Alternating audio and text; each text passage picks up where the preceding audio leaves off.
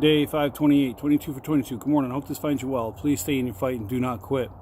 All right, continuing on with proactive. Being proactive. This is not necessarily directed at any one person, but if the shoe fits, wear it. And understanding that there are factors in everybody's story that may prevent them from doing exactly what I say. And honestly, you ain't got to do what I say. All right, but the bottom line is being proactive about yourself.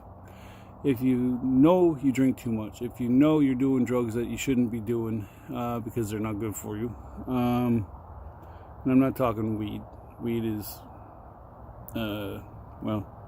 it's illegal in a bunch of states, but it's not, to me, that harmful a drug. I don't think you should do it below the age of 18. Brain is still developing. But that's a different story. But not talking about marijuana. I'm talking about heroin, other opiates, coke, crack, all that other stuff that goes along with it. Not a healthy lifestyle. But if you know you got a problem with it, and like I said, you know you have a problem with it, then do something about it. The VA has rehabs. There's other rehabs that you can get into. Now, you can say, oh, they're expensive. There are programs to get you in if you're a veteran. Contact me, or if you are in the groups that are seeing this, a lot of the admins will know about programs to get into. All you got to do is say the word, and we can help you out. And I'll say it right now, I'm not the best at getting one-on-one with resources. Just, I don't know, there's so many other people that are so much better at it and can just snap it off, and they're awesome. They know what the hell they're doing. But you got to be proactive about yourself. You can't sit there, beat yourself up, beat up everybody else around you, whether verbally or physically, and expect you to be fine. It's not a sign of being fine. You got to take the steps to take care of you and work. You know, if you're sitting there angry and not understanding what the heck's going on, take a second before you take that next drink, or after you wake up from that bad night before, or finally sober up, period, if you stayed up all night. Think about why you're where you're at and what you can do to get out of it. And I'm not saying it's got to be any this elaborate plan, but try to find your root cause. Is it something in your childhood? Is it something from being in combat? Is it something from being in the marriage you're in with your spouse? You know, you got to find the source. You know, could it be exiting the service and now you're out here on your own? That damn well could be. But you have to find your root cause. And once you find that root cause, be proactive and work to fix the issue. You know, whether it be find a purpose, go to rehab, you know, find something that relaxes you. And, you know, like I said, every dang video just about is that the problem with veteran suicide and PTSD and the whole veteran community is so vast that you can't nail it down to one thing.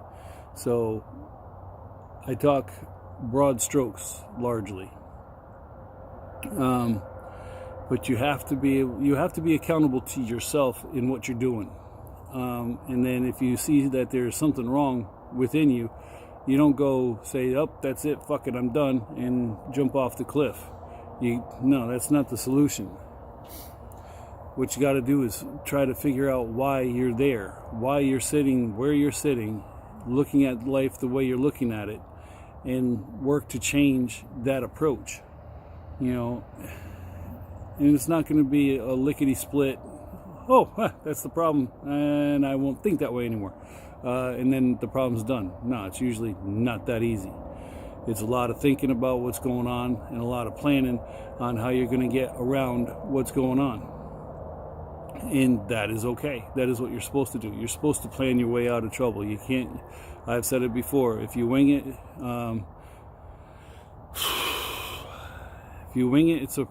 I forgot what I said now. If you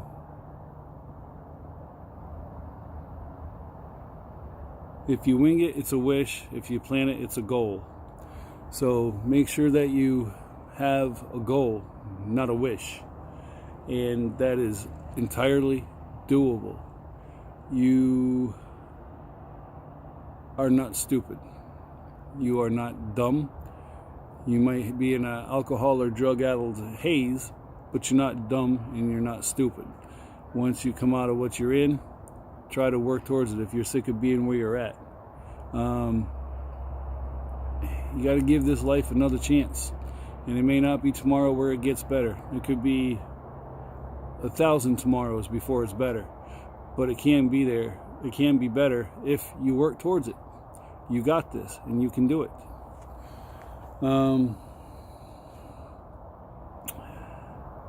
I don't have a lot of experience with addiction other than nicotine. I will say in my teens or late teens and my 20s, there's definitely patches I do not remember from my 20s. But the bottom line is, I can't say I was an alcoholic, but I sure drank a lot. But I needed to change, and I made the change, and I got to do the same thing with nicotine. And like I said, I know that my experiences pale in comparison to others. I'm not going to get on a high horse and say, stop doing that, young man. Drugs are bad, okay? But you know, if you know you're doing harm to yourself and those around you by doing what you're doing, change it out. Work on your behaviors. And we all have to do that. None of us are perfect.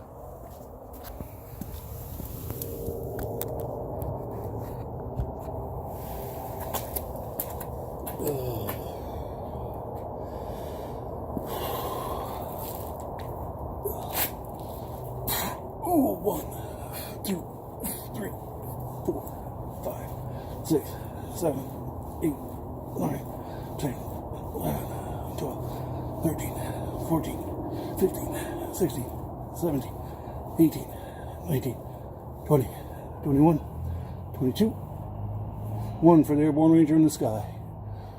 1 for the infantry. 1 for the fallen.